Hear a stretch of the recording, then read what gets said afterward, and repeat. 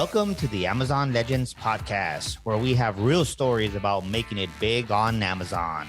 Our guests are CEOs of large companies and entrepreneurs who became powerful sellers, also experts specializing in helping sellers, and both former and current Amazon employees who will give us an insight from behind the scenes.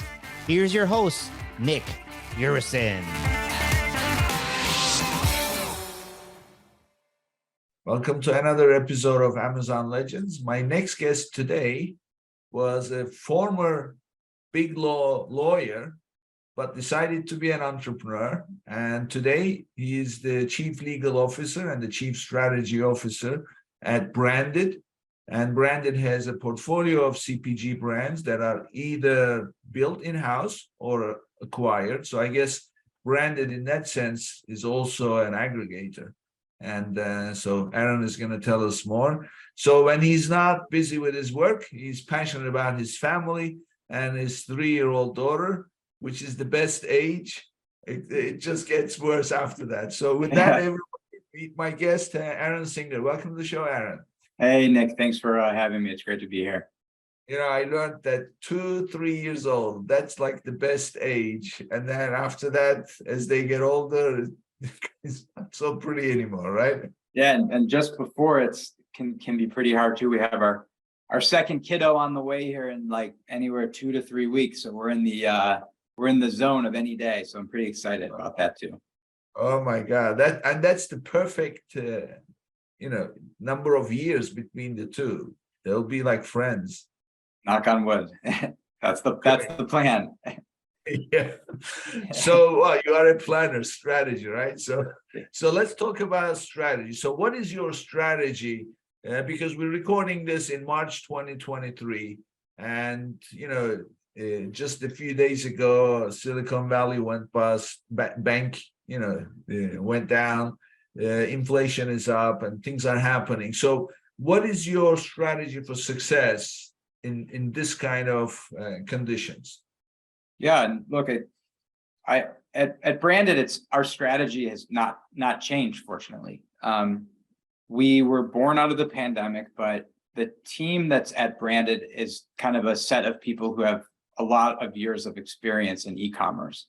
And so as a result, we didn't build a business around kind of the energy, let's put it, around aggregating brands and buying brands with good sales, or even just product line good sales. But instead, we sought to build a consumer packaged goods product company of the future, but relying on kind of extensive expertise across supply chain, regulatory, and marketing, and other aspects that relate to that. So it's been very exciting to see as that plan has kind of come to fruition, as say COVID tailwinds have slowed a bit, that the platform that we built is just designed a little bit more for what we're dealing with today. Nothing to be designed for the exact environment that we live in today, of course, but at least as it pertains to thinking about a mix of successful products, both online and offline, and then the way that products are supplied to customers and marketed them.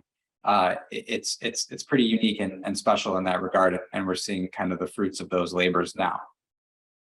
Okay, so what I'm hearing is it's the selection of the products. It starts with that, right? Yeah, it's a selection of the brands, right? So there's different ways to look at products that are selling well and where there's competitive advantage for those products on marketplaces. And you can look for fast movers, but that might, ignore the decay curve of products. Or you could do what we hope to do, and some others are trying to do, which is to establish exceptional digitally native first brands, and then work on those brands and drive both organic growth and inorganic growth for our entire platform. And so we focus on operations first, and we focus on finding great partners in the founders of other brands that exist out there to add to our team, and to bring them on board to our platform, so that we can help take brands that have already successful beginnings and help them take them to the next level, while not losing kind of that founders' secret sauce of what makes them unique and their existing brand so special to begin with. Okay.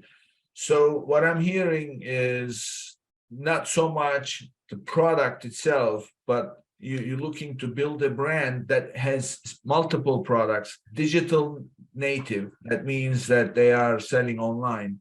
And at the same time, you focus on the founders.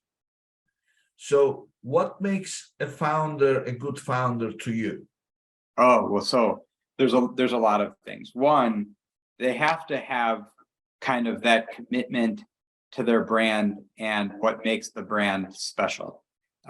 They have to, and it's not hard to find. There are people out there, well, I mean, it's hard to find, but there are people out there who have lived their brands, who really truly understand a unique offering, and they understand their customers, and they've taken that understanding of what they're trying to deliver, and they've built that into a brand message that is built around a customer's need. And then they've used the marketplaces at their fingertips in order to get it out there. And so we look for people and brands that are built around that can be scaled, whether it's within the US or abroad, in such a way that relies on their brand and allows for kind of the other aspect of the engine of organic growth for those brands, which is additional product development. I see. So you basically are looking for people who eat their own dog food. Yeah, and believe it, and believe in it, and haven't built a brand for necessarily just a quick hit, but are looking to establish something real and a challenger to those other brands that are already in the spaces, and to provide a kind of different user experience for the customer that may be better tied to the needs or kind of the changing experiences of customers today. Customers have lots of options. And we think that the way that we build our brands with these co-founders and founders of the smaller brands allows us to use kind of our platform knowledge of bringing products to market and utilize supply chain expertise to build efficiencies in with their help, while they can focus on kind of thinking about what the brand means for the customer. So once you bring them on board, do those founders usually stay with Branded? Absolutely. That is a hope and kind of a core driver into our acquisition strategy. And so it's not, specifically always necessary, of course, right? There are sometimes, you can come across brands that have been around for 10 years and the person wants to retire. Of course, we're open to those kinds of scenarios as well.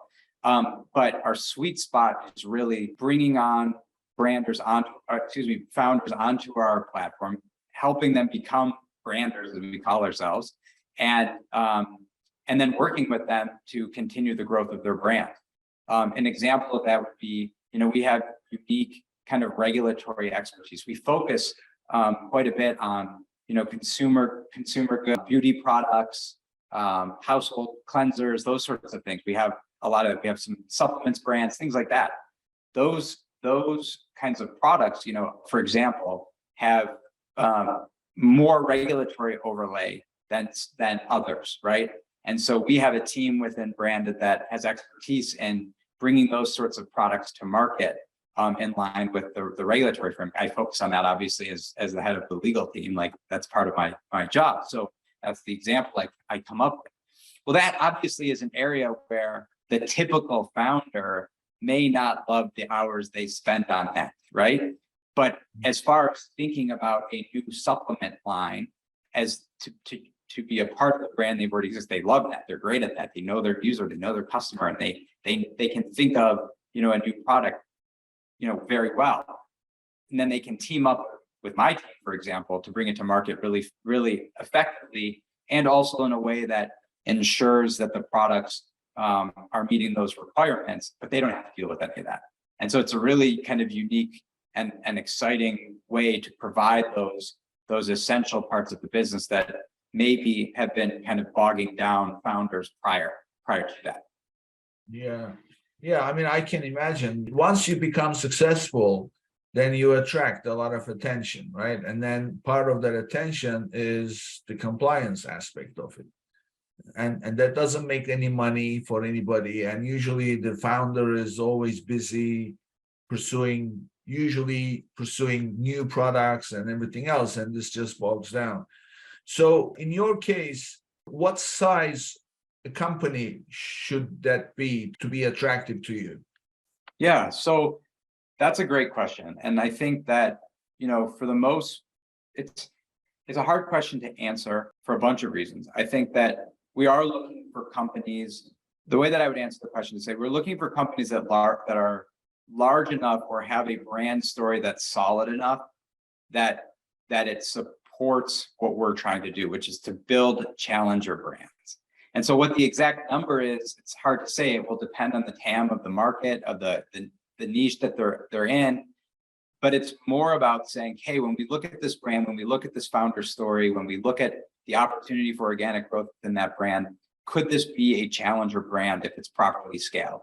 And those are the sorts of brands we more or less try to focus on. Are there exceptions? Of course, we're always, we love meeting founders with other ideas and things like that. And we try to be flexible and open to other alternatives and also just changing conditions. But when we think about the size of the brand, it's really about brands that will have staying power. We can see a path to becoming and being a challenger brand. Whether they're there quite yet or not, it's not necessarily dispositive. Mm-hmm. Yeah, I mean, you're looking for, because usually when I speak to aggregators on the show and I ask, what makes it interesting for you to look at? One of the things about investment community is nobody wants to say no to anybody because they're afraid they're going to say no to somebody and then they're going to miss because the person or the company turns out to be wildly successful. However, this is business and it has to make sense. So therefore, they say, okay, we look for typically $100,000 and up net profit for the year. So is that a fair validation of, if you like, the business? Even though they may have a good story, they also have established themselves as a business. Absolutely. Absolutely. One of the things we pride ourselves on is being disciplined around the measures that we look to in the different scenarios in order to ensure that we're bringing on brands and opportunities that will further our overall platform goals. So at the end of the day, we're like I said at the beginning, we're building a consumer packaged goods product company of the future.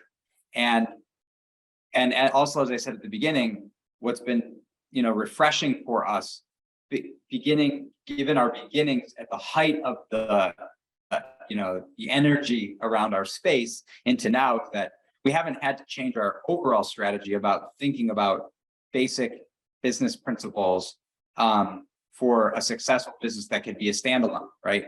And so, of course, whenever we look at acquiring assets or companies, we want to ensure that we're doing it in a calculated way that furthers that ultimate goal, which is to be profitable, maintain a healthy approach to doing business, and all of that stuff.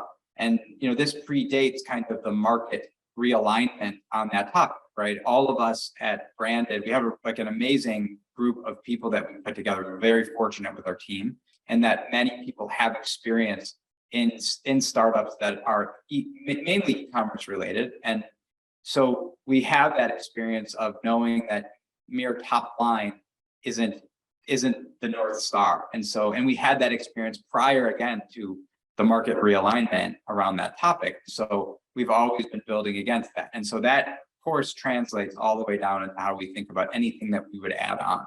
And we use discipline around that. And now it doesn't mean, that just because a sub-scale business has been unable to get to a certain point that it's, certainly not something we can consider. Because if we see immediate platform gains by bringing something onto our platform, whether it's supply chain or otherwise, that's our business. That's what we do. Like, that's what we're good at. And so we always are interested in hearing and seeing things and trying to think through the strategy around that. And we think our platform really does offer a lot of upside for brands. So I don't know that I can say that there's some specific cutoff, because I think that we do have a fair amount of confidence in what our team can do for brands that may be subscale at the point of acquisition. Yeah. So you look for areas of opportunity by leveraging your team's expertise. So if the company needs some help in certain areas, so that doesn't disqualify them right away if they don't need. Right. I want to ask you something, Aaron. I heard you mention a few times the term challenger brand. Tell us, what is a challenger brand to you? How do you define it? Yeah, I think that as a feeling goes, challenger brands are brands that compete in spaces that are big, big areas, household cleansers, vitamins, supplements, personal care products that are seeking to compete with large, big brands that kind of have a set way of doing things, and that may not be able to turn on a dime to changing perceptions of what those products should offer, that may not be able to do new product development at the speed at which we're able to do it for the reasons that large big companies might not be able to. And it's something that's special at being in a company of our size, having the resources we have. We can still invest in new product development, but we can also do it very quickly. And so we look that's I think what a challenger brand would be, is a brand that's operating in a space that has, good opportunities where there's lots of customers, but maybe there's an opportunity to rethink how those products are designed or offered to the customer in order to change, meet a changing need or interest of the consumer. So you're looking for disruptors. Yeah, disruptive brands, and you hit on a really interesting point. It's part of the reason why we take so seriously. We have a set of values at the company, and one of them is do the right thing. And we still, in being a challenger brand, we want to focus on doing things the right way. And as the head of legal, I know many people can disagree about what the right way is, but just having that discussion, and so we, in addition to wanting to challenge the way that things are done, we still want to do things the right way for our customer and provide good products. And so challenger brands make up that. They provide something that is good and done the right way and thought out and with the customer in mind, that will make the customer happy, and hopefully bring them back for more, and while also rethinking the way things are already done. So you can look at some of our brands like HRIS and see that, and others and see that. Is your focus primarily Amazon sellers or also outside Amazon if they're selling through their website? Yeah, so I think that as with most kind of digitally native brand acquirers, or in the case of aggregators, yes, we start there, but we are open to others that might not know how to work in the Amazon, space. We're excellent at launching brands and bringing products online on third-party marketplaces. We have a tremendous team that has a tremendous amount of experience either working at those places or selling on them. And so, certainly we look to that as a table stakes opportunity for a brand, whether it's on there yet or not. So if we could see an opportunity to assist a brand in using that as a tool for their sale, for sure that would be interesting to us. But typically the brands and products that come our way are already on Amazon. And so I don't know that it's a condition that they be there, but it certainly is pretty common that they are. Yeah. When I think of disruptors, that usually comes with the burden of consumer education, right? Because what you are basically saying is stop using what you've been using for this particular need, or stop doing things the way you've been doing because that's what's been provided. Instead, do it this way. And here is my product, or here is my service. That is usually consumer education, which is the most expensive and the most time-consuming aspect of it. So in the process, you run out of cash and Mhm. you are struggling. So how much does that get factored into your consideration when you see a disruptive brand? Yeah, so that's a good question. I think that goes into the discipline aspect of our decision making and would be a factor that we would consider in the overall decision about how far along are they and how disruptive is it, and what kind of awareness is out there about the product already, and how effective have they been at converting customers based on the messaging and their labeling and all that, and where we see alternatives to improve it. Without getting too much into the details, because I do think it's part of our secret sauce, utilizing the different marketing channels, looking at how other brands have been successful, the potential target brands have been successful in those channels is something we certainly think about, and having a healthy dose of kind of reality about how much better could we really do it for this brand, or is it really just an uphill battle? And so it's not to say that I have an answer. Of course, it can be very, very hard to launch a challenger brand, but you can come up with a hypothesis about your ability to improve its marketability based on how it's done so far, and that's something that most aggregators I think certainly are looking at when they're looking at challenger brands, as compared to say a product that just sells really well because it's unique or an in product moment. Mm-hmm. Yeah, because it's in your, when you and I first talked, your definition of your target market as far as what kind of brands, and you use that challenger, and then it got me thinking, challenging usually means challenging behavior and patterns, and they are hard to break. So it's not a deterrent for you, definitely, and you look for it. Clearly, you have something that you've developed that assesses. So let's say that you've got someone or a brand that looks interesting to you. As far as validating the business itself, other than the top line and the nature of the brand and whether it's challenger brand or not, what else are you looking at when you are acquiring a brand? Yeah, I mean, it depends on the space, right? We look at, as with a typical M&A process, we have a quick diligence process that is deep enough to get a sense of pretty much the business, right? So what, cost of acquiring customers, standard kind of analysis for what it takes to bring customers in, repeat rates of customers for certain types of business, depending on what type of a product it is. We look at the supply chain. We look at, potentially any regulatory flags that may exist in that space or otherwise, or we'll go as deep as looking into issues that might be coming up with the space in the future. And so we look across a broad set of topics to get an understanding of kind of the health of the business across those.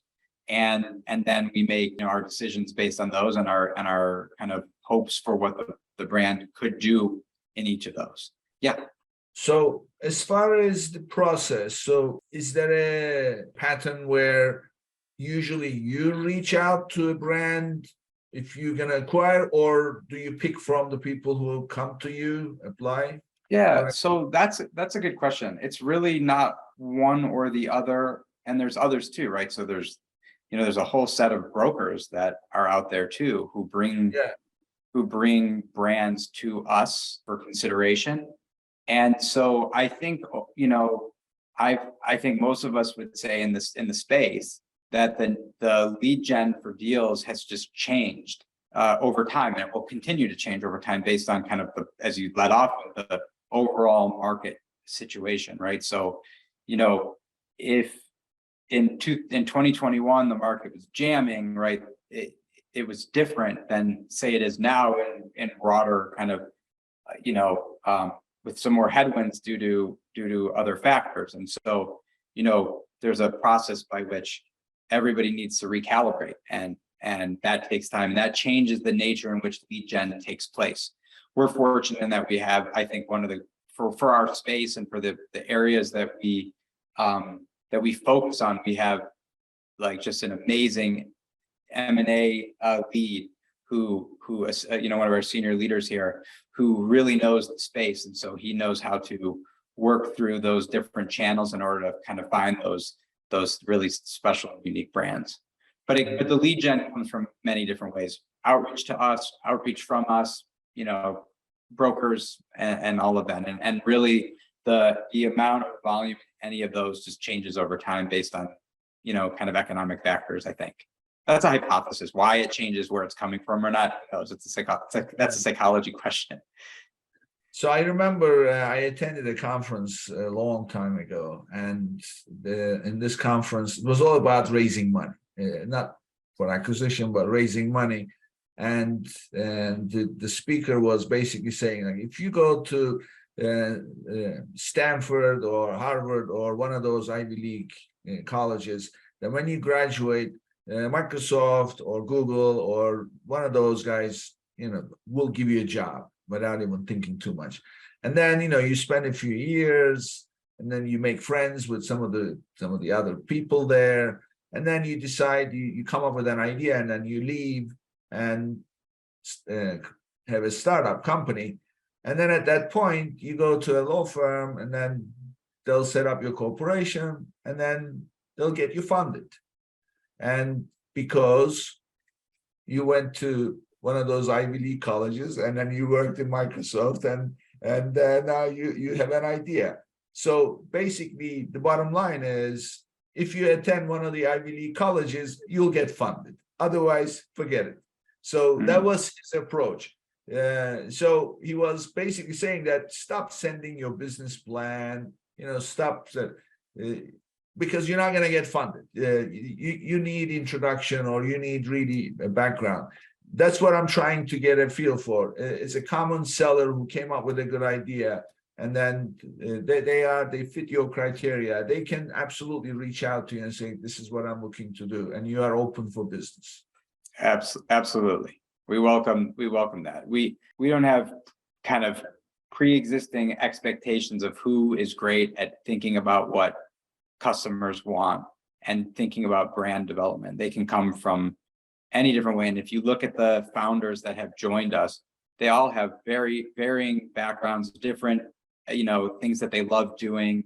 It's a very kind of exciting and group of people that has different experience and different backgrounds. And as a result of that, I think, we're able to also involve them in broader strategy thinking about other brands. And, we build committees internally and have calls and conversations about things that are outside of just their brands, in hopes that they can bring that knowledge and that background and experience. So certainly people who have, established brand that they think is, a challenger brand, has true staying power, maybe can be scaled globally, but they don't know how. Absolutely. They should be, hitting us up through our website. And we're happy to take a look at those things. We love it. Okay. So say somebody reached out to you, you looked at it quickly to see if this is a good fit, and you find it's a good fit, and now you are interested. So walk us through that process. How does that work? With the term sheets, and then all the way up to final deal, and then and what the deal looks like. Walk us through so that the listeners can get a good idea. And also, Aaron, tell us how to be prepared for something like this, rather than suddenly, hear for the first time, what information that they're going to need and what will be the presentation. Yeah, sure. So I will give kind of a generic answer here, because obviously the exact way that we do our deals is specific to any particular deal. We do deals in many different flavors and different types, as we've been discussing the whole time. The fact that the nature in which we try to partner with founders is unique to our space. So the way we'll jump off generically from at post lead gen. So the contact has been made, and we want to know more, right? So we'll have kind of generally you'll have like an introductory call where the founder will have the opportunity to kind of share some high level information about their company. usually at that point, if they're represented by a broker or not, they might ask for an NDA to share more detailed information. We likely, as most buyers, aren't, going to, be pumped up about doing NDAs until we all agree there might be something there, right? But because it's a waste of everybody's time. But once we know we want to get some more information about how the company works, that's sensitive, you get into an NDA. An NDA is just a deal where we agree not to share confidential information. After that, you generally would see kind of a high-level diligence list go over, where the would-be acquirer asks for kind of some key information around how the business operates, and it's usually going to be centered around kind of like those key business-related topics that help the potential acquirer do two things. One, think about, hey, does this fit kind of the way we operate? Do we think we can do with this brand what we would hope to do with all of our other brands, i.e. does this match kind of the way we model our business? And the other one is like, hey, is there anything there that is super risky and that we need to know about and ask for? And those introductory kind of more high level questions help both parties, frankly, start to get a sense of potential valuation. Both parties always come to these conversations with an idea of what the valuation could be. And in addition to those expectations, maybe some market views of what the valuation should be. And so these kind of introductory questions help the parties see where each other is, so that you can narrow maybe that separation of expectations. Maybe that's the goal. From there, you typically see term sheets being shared, which lay out kind of the way a deal would look. And that's the best opportunity for the parties to make sure they're kind of in line with one another about what might happen next. And after the term sheet phase, generally would see some more due diligence, where the parties will start to look a little closer at some of the issues or topics or questions that came up from the initial level. How long and how much due diligence happens is specific to a deal and specific to an acquirer and the willingness of the seller. So that could be lots of different things and happen in lots of different ways. And then at that point, if it seems like it's moving in the right way, that's where you start to see, the legal documents being shared, and the discussions about the specifics of the deal really getting ironed out. A letter of intent at that earlier stage is going to be, a letter of intent. It's going to be a term sheet. It's going to be high up, and really outline the broader parameters of the deal. Then kind of the details of it get hammered out in the specific documents. The deals can be set up in different ways with respect to signing and actually closing. There different companies do that in different ways in order to allow for different protections for the parties. And some sign and close the very same day. Some sign and then have a period for other issues to be sorted out and then close. And that's kind of how it goes. And depending on the nature of the deal, like in our case, the founders typically join us. In other scenarios, that might be it. Buy all the assets and everybody shakes hands and goes their own separate ways. It really depends on kind of the nature of the deal. Mm-hmm. So do you have an earnout period, and you usually build that into your deals typically? How does that Yeah, work? I mean, so our deals and the deals of other aggregators range and vary kind of from the interest in the brand, the assessment of the risk associated with being able to achieve the goals of that brand, and of course the interest of the seller and what they're trying to accomplish. And I think the better way for a potential seller to think about those topics is that, depending on the nature of the deal, it's all about the potential total upside of the sale, right? So are you sharing some risk in order to increase the total amount of money that you may get or not? And what is it that's important to you? And I think it's important for people who are looking to sell their brands to think about that. And understand that, right? The more risk you keep in the company, if you do that, the more you have the ability to get if things go well. Of course, there's the risk that the brand doesn't perform as well as you think it would have or otherwise. And then in that case, then it might not. But that's just a point about meeting of the minds between the buyer and the seller and their kind of expectations of the value of the company. And so we consider all different types of arrangements with sellers. The willingness to do the different arrangements, of course, always comes back to our discipline about the underlying brand. So I can't say, yes, we always do this, or we don't, or we never do that, because that's not the way we operate. We think of kind of interesting structures that meet kind of our hopes and dreams for a particular brand and the seller's hopes and dreams for the brand. And if we can find a way to develop something that works for everybody, that's the goal. And we want everybody to do very, very well with our deals. Let's also talk about the valuation. I don't mean formula for valuation, but what are some factors that impact the valuation more favorably? So what kind of, let's say that you have two brands in front of you that are both equally appealing to you. But as far as one is more valuable than the other, and typically, I ask people, what do you prefer in terms of how they drive business, their listings, if they are following, externally through social media versus relying on, a limited number of advertising, so to speak, resources, but they are doing it really well. So not necessarily one is doing less than the other, it's just the way they are generating their business. So that's one factor. Another factor is their team. Do they have payroll, or do they outsource? And they have VAs and things like that. So can you share with us what impacts valuation more favorably than the others for you? For us, I honestly think that's a hard question to answer. It's not because it's a punt, it's because it really does depend on the underlying space and what our kind of strategic goals would be for the particular brand. And so obviously, at the base, again, going back, we're building a broader platform that we want to have staying power and to build a healthy kind of strength-based business.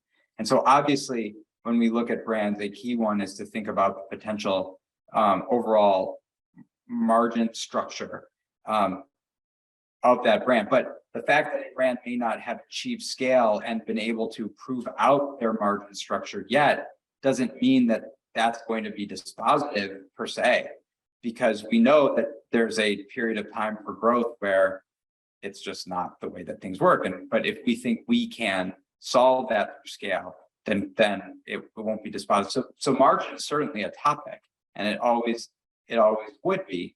But it doesn't mean that there's some yes or no compared to anything else. And then outside of that, it really does depend on the space. If it's a highly regulated area, we're going to look at certain factors more closely than say one that isn't a highly regulated area, because at the end of the day, we're trying to build healthy brands and we're going to do things the right way. And so how much burden does that put on the platform, for instance? And so it's hard to say exactly what factors a seller should be thinking about as they're trying to, predict where valuation will come. But they should know their brand, and they know their space well enough to know where kind of their area is focused and where the risks are, and to try to think about those things. And then also to look for a partner that may be able to help them out with that in order to make their brand more successful and more profitable by being able to address those topics that they may not be able to. And I think that's, again, a unique approach of our company, is that we look to build those functionalities out in order to make the brand more successful. I see. So you are actually looking for the founder to be knowledgeable about the areas where they need the support. No. That they can Yeah, find I mean, I guess I don't know that we're looking for that. What I mean to say is that if the question was asked on behalf of would-be seller founders, like, hey, what do I need to be thinking about? What factors will someone who's looking to acquire me focus on as it pertains to valuation? my response is that, the market structure of the space is obviously very important. Sure. Any aggregator looking at that is going to look at the profitability of the space and the opportunity for a profitable business. That's an imperative.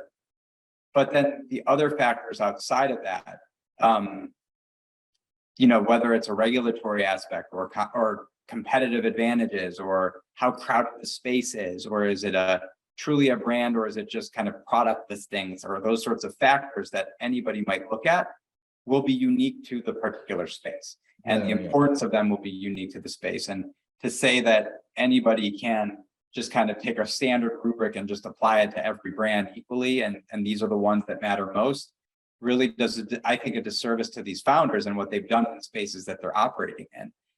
And to come to a meeting with an aggregator saying, hey, these are the things that we think are important to brands like ours and our space, would be a very fun conversation to have, because we would have views on that too, about their space and their brand. And that's where I think the valuation discussion could be interesting. Yeah, I mean, you want awareness about, I mean, at the end of the day, if somebody created a brand, they know what, they have a vision, they know where they want to go, and they also know some of the challenges that they will have. And so you can have, I mean, I asked this question mainly because it's the most important question. What is a good margin for you? So I can't really answer that. Plus, I'm not the right guy, right? I mean, you'd have to get our CFO or one of them on the phone. She's incredible, and she could talk about that forever. I know about stuff, but I think that when we're aiming to build a very, very healthy platform, and the margin story of any company it differs based on a number of factors, and where in the life cycle of the particular brand is, and all that. Of course, there are kind of market-based targets that everybody's aware of and everybody should be aiming for and hitting, and we do a great job actually at that. And so, but to tell a seller that if your margin is not around here now, we're not interested, I don't think that's the case. I think that, again, we're looking to partner with people like that and help them get there and help them address those things that without scale are really hard to do. And that's what we do. We've proven that out, over the last year, that we can do that.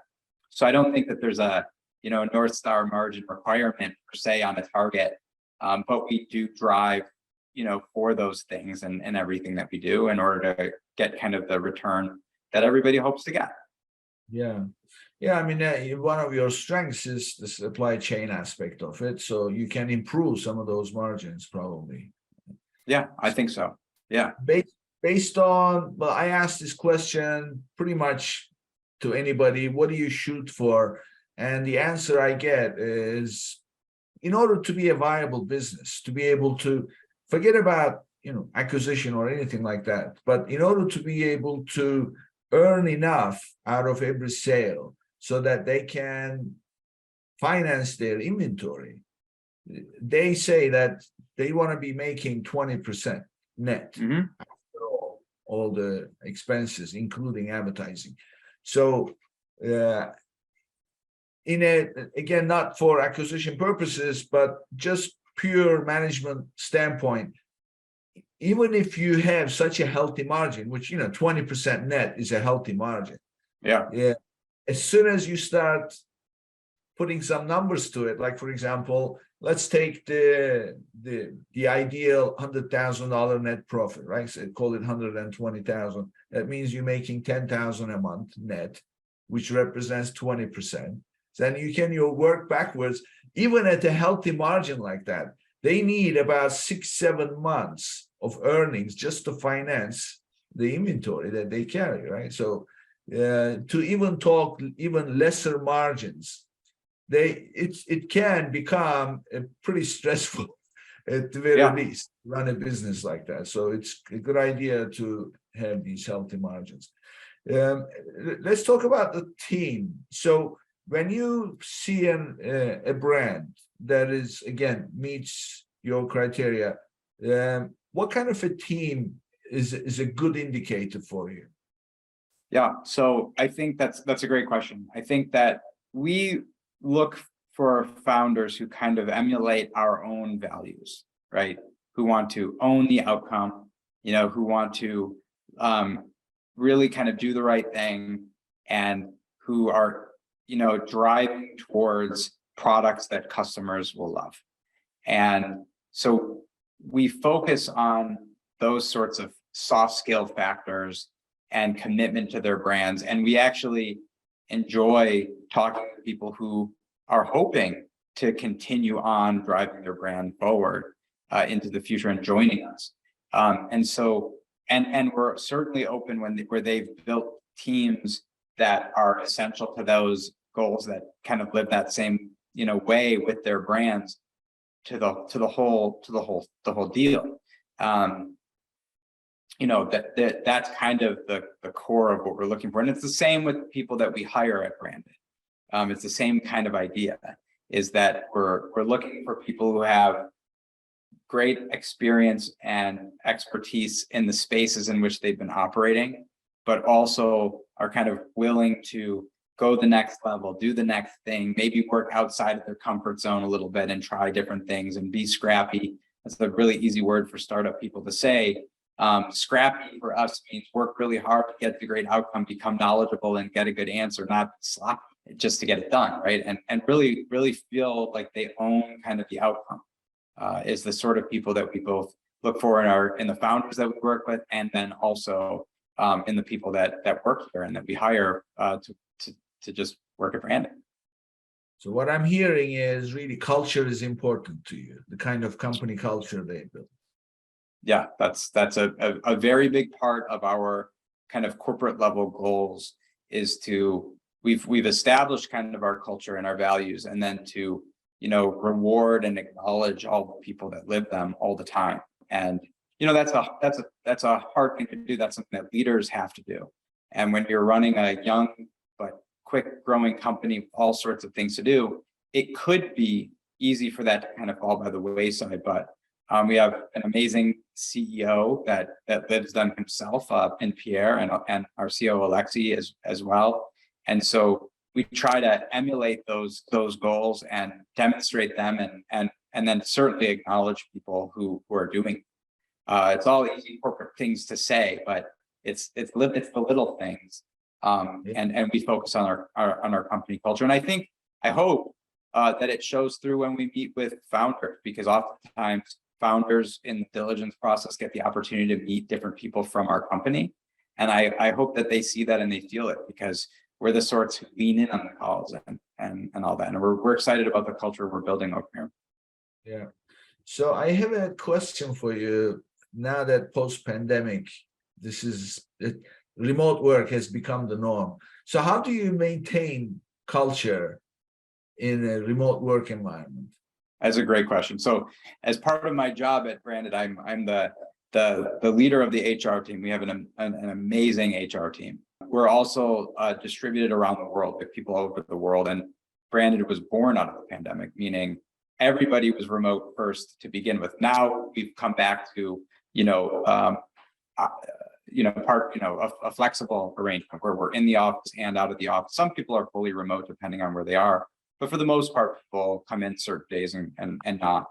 But it requires kind of more touch points when people are working remotely, more communications, more culture building events, like integrating culture development and acknowledgement and recognition into all hands, or to newsletters, or even small team meetings, and doing that both regionally and globally, in order to ensure that the different people are seeing those culture points coming to life. And then again, the leaders at any level, anybody with direct reports, kind of demonstrating them in their own behavior, and goaling people around that, right? Making sure that people understand that that performance is not merely defined as ticking all the things you're supposed to do, but doing it a certain way. And so that's something that again, Branded is just a little over 2 years old, but we're way ahead in making sure that that's something that we focus on and repeat and do that. For example, in our all hands, we have a part of our all hands meetings every month that are focused on examples of people living our values, and just to show people and remind people how important it is to all of us. When you have your meetings, on remote meetings, do you have the camera on or off? Yeah, for sure. People joke because I always look, I always look presentable, but I'm generally wearing sweatpants. But yeah, where the camera's on, I'm not ashamed of the sweatpants. They're comfortable. But yeah, the cameras are on almost all of our meetings. I actually think it's a funny question. I mean, I started working at a law firm in 2007, long before video conference.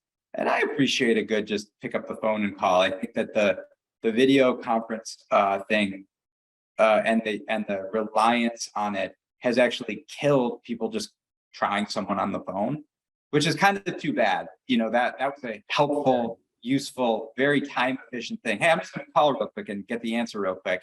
And if they don't answer, they'll come back. Now it's, oh, we have to schedule this.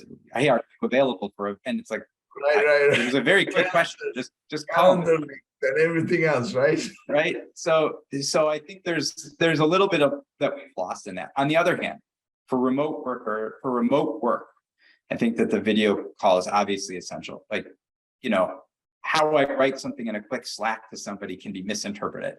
How I email it to you could be misinterpreted. Even on a phone call, you might not see my face and understand I'm being light. You might interpret it as I'm being heavy. You don't know. Video call, I do think, is actually important when you don't work near someone at least once a week to get their vibe, to understand who they are, and to get that kind of, non-verbal cues and all that stuff. And so the call helps for that as a general level. So I only kid a little bit about why can't we just call each other? But I do think that just being able to call someone is an important part for culture too. It breaks down some barriers and makes things a little less formal. It's true. Are you familiar with the 7% rule? What's that? It's also known as Mehrabian rule. It was created by, I believe it's some psychology guy. His name is Dr. Mehrabian, or it's called the 7% rule. What he says is, in communications between people, 7% of the message is carried in words. That's right. Yeah. 38% is in the tone of the person's voice, which adds up to 45. And then the rest is 55% is body language. So if you're not seeing the person that you're talking to, you can just work backwards from that. So yeah. Now I say to people this. So I actually, culture is a big deal for me. In my company, I say, we do not have difficult conversations via text, because difficult conversations require understanding what the person is saying 100%. And I don't want to hear 7% of what you're trying to tell me. Yeah. And the phone, of course, phone adds the tone of the voice. But somebody may have a monotonous tone, but they may be smiling at the time. So exactly. They won't know. So you just articulated what I always advocate. The 7% rule. It's you can't do without it. Unfortunately, human beings are very bad at communications. They don't. I don't know that we're bad at it. We do it in so many ways, oftentimes unknowingly that we're doing it. And therefore, we don't realize we're sending mixed signals or mixed messages or not enough information for a person to fully understand what we're saying. And with the advent of things like Slack, you really have to work at it. And, just the amount of extra words that are needed to be written in order to make sure someone gets the whole message is a thing. And that requires time. So to go back to what you asked at the beginning about how do you manage remote work, it's time. It just takes more time and commitment to ensuring you're communicating with your team. With my teams, I have 2 team meetings per week. Sometimes we end them very early because there's not enough to say, but just to foster what we would have had if we're sitting together every day. And you'd have to ask teams if it works. I think it works. I know we laugh a lot. Which is a good thing. And but you're right. I mean, you wouldn't feel that laughter if we were just slacking each other back and forth. Well, communication. So my evidence about human beings not really being good at communication is over 50% of marriages fail, right? Yeah. If you ask, the number one reason for failure is, especially women, lack of communication or failure, breakdown in communication. So it's, and also men, women, totally different way of communicating. So communication is key. So I don't want to have any text conversations or even phone conversations. And I'm one of those people that, since there's video now easily available, I don't want to have phone calls, plus the phones have gotten bigger, and then you hold it up, and then even if you have the speaker or the AirPods, it's not the same. So yeah, it's much better to see. So Aaron, this was great. This was a very high level conversation, but it's important to understand, first of all, your company, which is an acquisition approach to how to build value. So I think people appreciate the information you shared. So let's get to know you a little bit. So tell us, where did you grow up? Take us back to the beginning. Yeah, I grew up in the suburbs of Detroit, Michigan. Oh my God, you must be tough. I mean, I think I'm tough, but not because of where I grew up. How's that? No, I mean, I grew up in the suburbs. Actually a very great place to grow up. People from all over the world living there. Back then, automotive business was still very much located within 20 minutes of my house for all of the big three. So there's a lot of different people doing different jobs, engineers from all over the world living there. Cool place to grow up. So what I want to know is, what made you switch from being a big law lawyer to entrepreneur? Yeah, that's an easy one, I think. So, when you're a big law lawyer, your job is to provide kind of the best services you can provide when an issue has come up. That issue could be a major issue, like buying a company, but you do the deal and then it kind of goes away. And maybe it comes back. Usually if it comes back, it's not so good when it comes back. But kidding aside, like you come up with these awesome solutions and you do this really hard work in a moment in time for a company or a set of companies, and it goes away. And for me, at least, I wanted to be part of building something. I like the idea of coming up with a solution in a moment, knowing what potential issues might come up down the road, and then having them come back and addressing them then, trying to be thoughtful about what the future might bring based on the decisions we make at any one time. And so I wanted to be part of that. And also, when you work in a big law firm, you work with lots of lawyers who are great. I'm not one of these people who makes lawyer jokes. I think lawyers are awesome. And they're super helpful. But you work with a lot of lawyers all the time. And in my job, I get to work with lawyers, I get to work with non-lawyers, I get to work with pretty much everybody. And I love that. It's part of the creative process, at least for me, is finding ways to work with different people doing different things to get to a solution, an answer, a path forward, and helping people kind of get the most out of their jobs and having them be the most productive that they could be. And that's just not kind of the legal profession in and of itself, but it is when you're working in a company and especially in a role like mine. Yeah.